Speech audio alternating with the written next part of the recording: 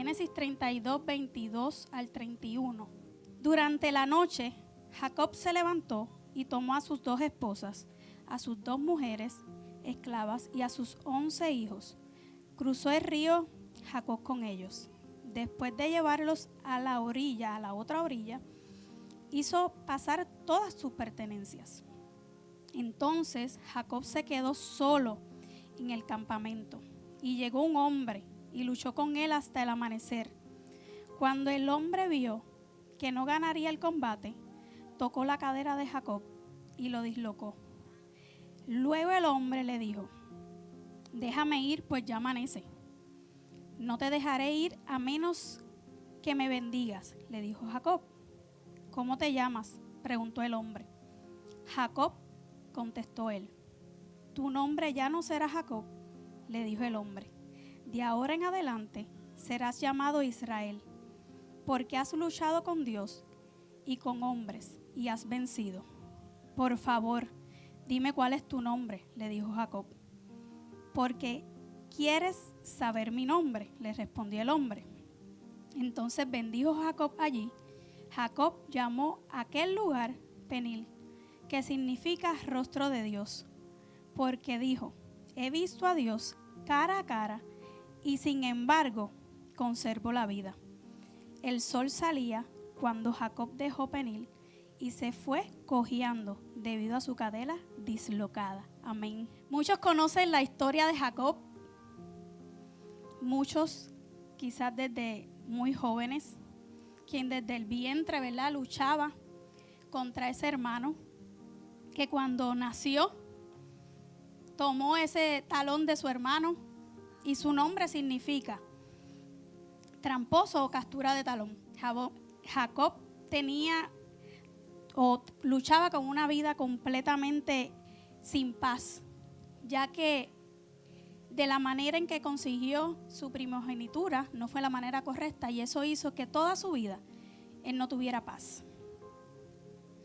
Vemos cómo toda su vida peleaba, la vida era una vida de mentiras, de incredulidad, buscaba su propio bien, era autosuficiente. Ese gran peligro que corremos cuando nos creemos autosuficientes.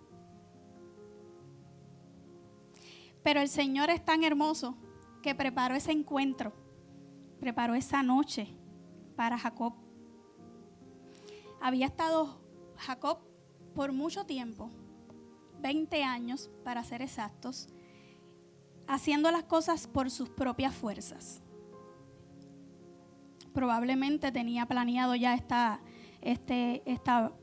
viaje. Muy probablemente ya él tenía todo eso ahí, según él, planeado. Aún así, no había obtenido nada. En su vida no había nada correcto hasta ese momento. Estaba huyendo de su hermano Esaú, ¿verdad? Vemos como el 31, vemos como Jacob le pide al Señor, ya él estaba reconociendo, ¿verdad? Ya le pide y ora al Padre: ve tú conmigo, cúbreme. Ya él estaba sintiendo ese borde de que ya tenía que pasar algo. Ya sus acciones estaban gritándolo. ¿Cuántas veces usted y yo hemos luchado contra la voluntad del Padre?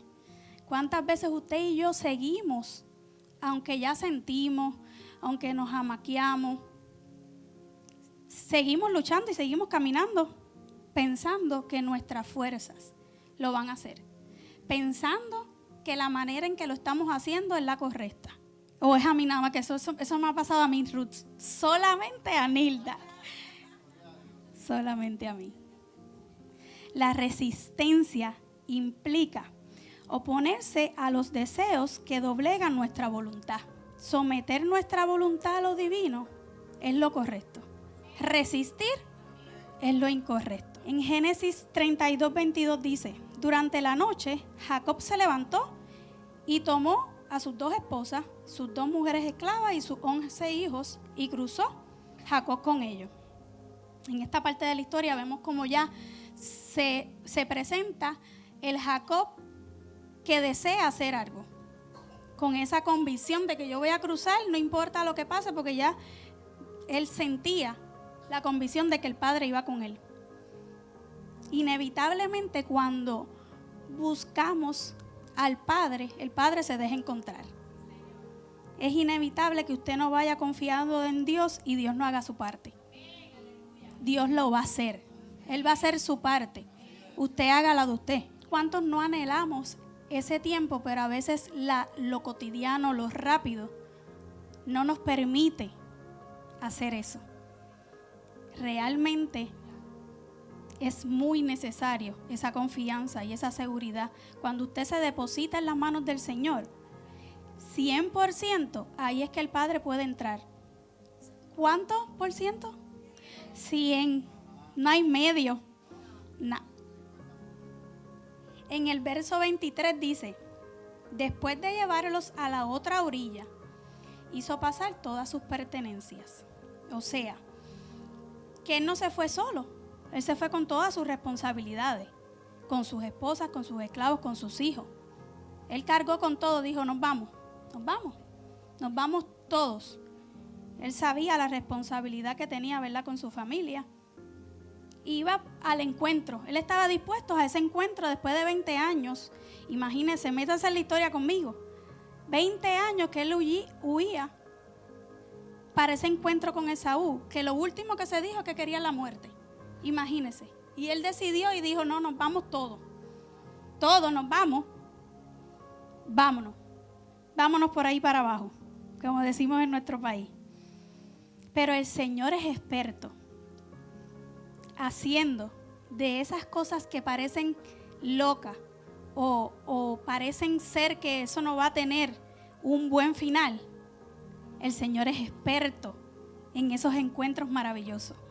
Eso era lo que el Señor estaba buscando, que Él dijera: yo voy a cruzar, yo me voy. Ya le estaba disminuyendo a sus fuerzas y confiando en el Padre. Aleluya.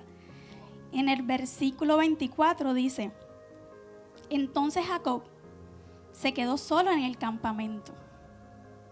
Y llegó un hombre y luchó con él hasta el amanecer. ¿Cómo se quedó? Solo. ¿Cuántos solos el Señor busca de nosotros? Él se quedó sin distracciones, sin preocupaciones. En ese momento que él viró de la orilla, ya él había dejado todo lo que a él le correspondía cuidar y regresó. Se quedó sin distracciones, sin preocupaciones, sin la responsabilidad. Se quitó todo. Como al Padre le gusta que usted y yo estemos solos en la intimidad con Él. Pero qué difícil se nos hace hoy día, porque vivimos muy ajetreados, muy preocupados. Hay que cocinar, hay que lavar, hay que cuidar los niños. Pero ese solo es el que Dios busca, para que podamos rendirnos y realmente en esa soledad ya no valen tus fuerzas, son las de Él. Ya no es requisito continuar fingiendo o haciéndote la fuerte o el fuerte, queriendo seguir por ahí porque pues tengo que demostrar que ya no tienes que hacerlo, porque en esa soledad es que el Señor quiere tenerte para Él entrar, para darle paso a Él, para Él hacer. Es ahí. Aleluya. Vemos cómo la crisis, el cielo dice: ahora puedo entrar yo. Al Señor le encantan las crisis. Usted dirá: Nilda, tú estás mal. Al Señor le encantan las crisis porque es ahí donde tú te humillas y dices: ya no puedo más. Y ahí el Señor dice: ahora me toca a mí. Qué bueno que dijiste que ya no puedes más. Yo estaba buscando eso hace tiempo. Y todavía que tú puedes. Que tú puedes. Nunca va a venir de nuestro interior. Siempre es de Él. Siempre es del cielo. En nosotros. ¿Hasta cuándo tomarás ese tiempo como prioridad en tu vida? ¿Hasta cuánto tiempo más tiene que pasar para que determines eso? Como decía la pastora, me viene a la mente, que no es una rutina. Tú tienes que vivir en Él. No hacerle tiempo a Él. Es vivir en Él constantemente. Muchas veces pensamos, y lo comparto siempre con los jóvenes, está bien humillarte y tener el espacio de oración. No me confunda. Es poderoso lo que sucede en esos lugares. Pero mientras usted está en cualquier lugar de su diario vivir, es ahí que el Señor quiere. El Señor no quiere oraciones muy de palabras de domingo. No, el Señor quiere que usted hable como usted habla con su amigo, con su mamá, con su papá. Es constante y es en todo tiempo. Dice aquí también en el versículo 24, dice: entonces Jacob se quedó solo. Pero más para adelante dice: y luchó con él. En la historia, por lo menos en ninguna de las versiones da otra versión que si no fuera un hombre, ¿verdad? Cuando yo comencé a estudiar, yo decía, wow, un hombre, porque en ningún momento decía un ángel. Pero más para adelante explica un poco más. Pero en este momento decía simplemente un hombre y hasta el amanecer. Él luchó con esa persona hasta el amanecer. Posiblemente estaba oscuro, ¿verdad? Porque si era hasta el amanecer estaba oscuro. Pero en ese versículo simplemente dice, luchó hasta el amanecer. Más para adelante dice el 25. Cuando el hombre vio que no ganaría el combate, tocó la cadera de Jacob y la dislocó.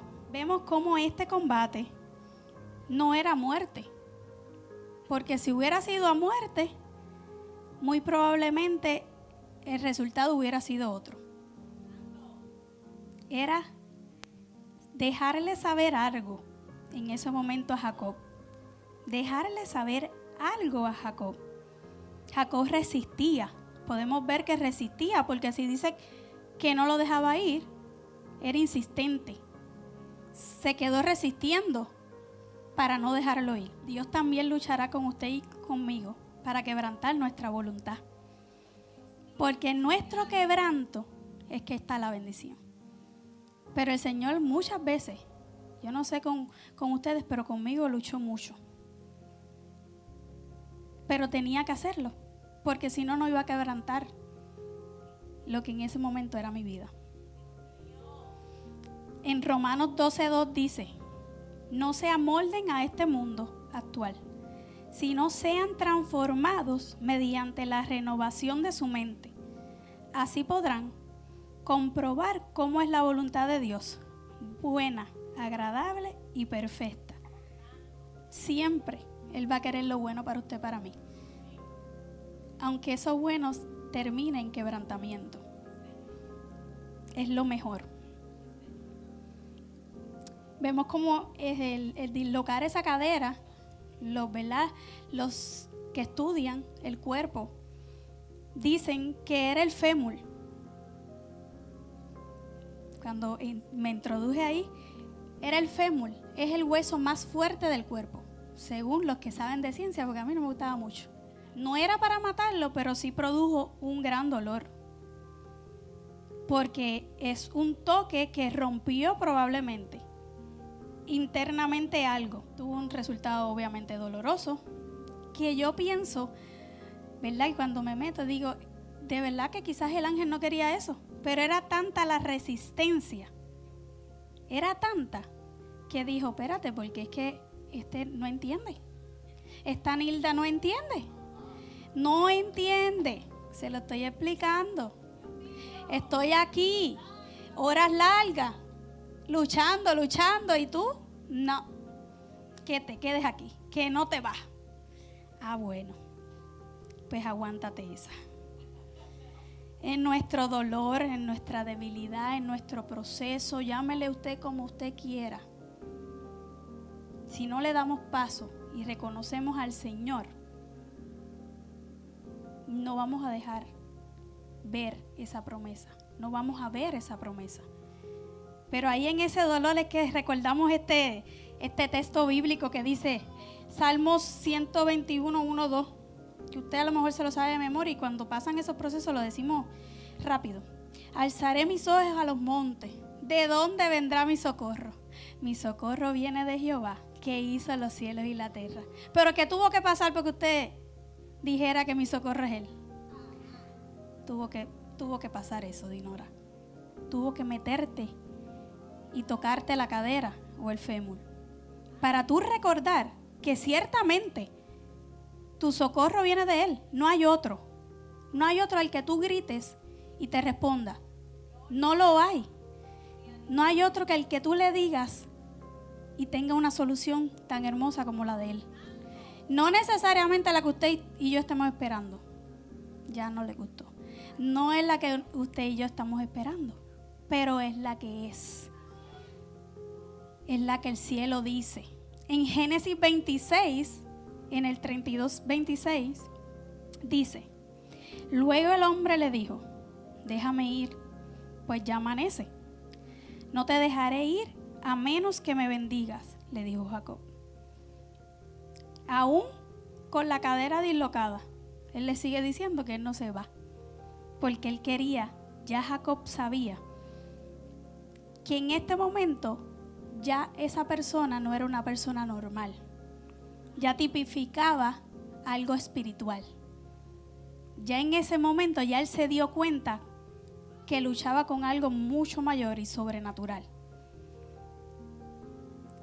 Aquí vemos como en Oseas 12:4, me introduje ahí porque hablaba de un hombre, como les dije ahorita. Pero hay una manera, ¿verdad?, que los estudiosos hablan de las manifestaciones divinas. Tiene una explicación y se llama teofanía, que es esas manifestaciones que no se entienden, pero que suceden. ¿Cuántos saben que lo sobrenatural y el mundo espiritual es muy real? Demasiado real, eso sí pasa. Pero vemos como en Oseas explica y da referencia de que ciertamente era un ángel. En Oseas 12:4 dice: venció al ángel y prevaleció, lloró y le rogó en Betel, le halló y allí habló con nosotros. Aquí dice que él hizo, lloró y les rogó. En el otro no lo desglosa de esa manera, sino la resistencia, ¿verdad? Pero aquí vemos cómo él decía que lloró y rogó. Imagínense cuántas horas tuvo que llorar y rogar, porque iba a amanecer. Iba a amanecer. Yo veo la bendición, esa que buscaba Jacob, para mí tipifica el cambio, la transformación. Eso era lo que él necesitaba y por eso era ya no puedo más, ya necesito esto porque es que no me funciona nada. Yo necesito que con esto que tú me vas a bendecir, ya mi vida cambie por completo. Ese cambio es la santificación, consentimiento, la aprobación, el favor y la gracia de ese ángel o del Padre. Así yo lo tipifico. Con seguridad podemos decir que el ángel, con solo hacer así, se acababa la batalla. Así. ¡Ya! De ahí no había mucho. Pero con todo y eso vemos cómo el amor del Padre, es que no hay amor mejor que el del Padre. Con toda y resistencia, con todo y lo mal, el Señor, aguanta ahí, Angelito, un ratito, tenlo entretenidito ahí, un ratito más. Un ratito más. Un ratito más. Porque Él quiere luchar, vamos a cansarlo. Pero finalmente vemos cómo el resultado de la intensidad realmente produjo un cambio. Lo vemos en el 27. Le dice: ¿cómo te llamas?, pregunta el hombre. Jacob, contestó él. En este punto, ya las fuerzas de Jacob definitivamente tenían que haber estado menguando. Ya no eran las mismas que cuando comenzó el combate. Repite conmigo: cuando mis fuerzas menguan, ahí es que entra nuestro maestro por excelencia. Comienza a mostrarnos que el problema más grande, y aquí lo vemos claramente, no se llamaba Esaú. Esto me rompió tanto que usted no tiene una idea. Si no se llamaba Jacob, o si no, porque le preguntó su nombre. El problema nunca fue Esaú. Durante 20 años nunca fue Esaú, fui yo. Que tipificamos esta persona. Repite conmigo. Mi problema más grande no es la situación actual. Soy yo. Soy yo. Soy yo. Lo tenía que entender. Yo digo que mi vida era una montaña rusa hasta ese momento que Dios jaló. La soga es nuestro libre albedrío. Ya vieron que Dios siempre te va a dejar. Te va a dejar. Te va a alertar, pero te va a dejar. Te va a avisar, pero te va a dejar. Te va a poner personas que te hablan, pero te va a dejar. Pero va a permitir también un encuentro. No se crean que el Señor no quiere eso. Él sí lo quiere. Pero nos toca a nosotros quererlo también. El llorar y el rogar hizo como esa soga entrar el poder y lo maravilloso del Señor. Es ahí que entra. Cuando tú dices, ok, yo quiero ese cara a cara. Ok, yo estoy dispuesta. Araceli, es ahí. Es ahí que entra el poder. En el versículo 28 dice, tu nombre ya no será Jacob, le dijo el hombre. De ahora en adelante serás Israel, porque has luchado con Dios y con los hombres y has vencido. Le cambió el nombre. Ahí es que cambia todo, cuando entendemos, cuando le damos paso a Él. Él cambia los planes. Dios cambia los planes, no los suyos, escúchame, no son los suyos, son los nuestros. Sus planes siempre fueron esa unidad de mi esposo y mía. Aunque yo decía, ese no es. Aunque intenté divorciarme en otras ocasiones, yo le decía, te lleva todo, como el Chavo del 8. Así, amada, yo era. Como el Chavo del 8, llévatelo todo. Y no, él ahí. Que no. Y yo que sí y él que no. No te preocupes. Hasta que lo entienda. Hoy por hoy sé, en convicción, de que el Padre une diseños y propósitos. Lo hace. En Salmos 37:23 dice, por Jehová son ordenados los pasos del hombre y Él aprueba su camino. Él es el que lo aprueba. Ese es el camino por el que tenemos que caminar. Es por ahí. No es por el que usted y yo queremos. En 2 Corintios 5:17 dice, de modo que si alguno está en Cristo, nueva criatura es, las cosas viejas pasaron y he aquí todas son hechas nuevas. Si me hubieran dicho hace 3 años, casi 4 cumplimos ahora, que en 3 semanas me ungían, yo no lo creía. Pero él sí ya lo sabía. Y mis pastores también, cuando nos vieron llegar. En Efesios 2:1 dice, porque somos hechuras suyas, creados en Cristo Jesús, para hacer buenas obras. Para hacer buenas obras, las cuales Dios preparó de antemano para que anduviéramos en ellas. Ya vemos en el versículo 29 al 31 que ya no había jactancia en él. Ya no había orgullo. Ya él declaró este lugar como un encuentro que vio el rostro de Dios. Ya Jacob había cambiado por completo. Dice que su alma fue libre. Qué poderoso. Dice, fue libre su alma.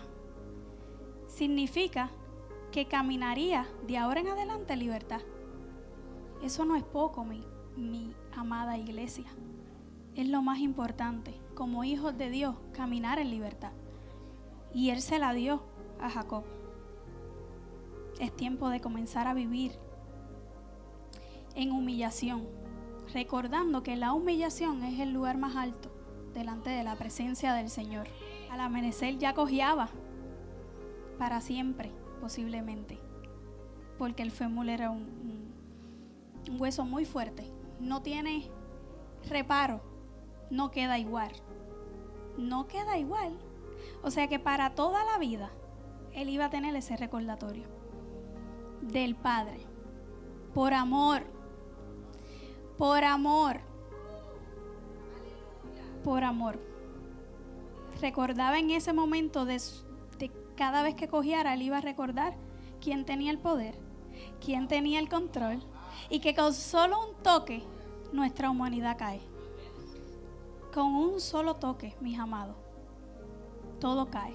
Alinearnos a Dios y recordar cuando estamos alineados que Él es el que tiene el mando, que nosotros podemos tener el mando, pero que Él siempre va a tener el control. Usted bien alineado, Jenny, bien alineada, Dios te va a soltar el mando un ratito. Pero no olvides que el control lo tiene Él. No lo olvidemos, no erremos de esa manera. El control siempre va a ser de Él.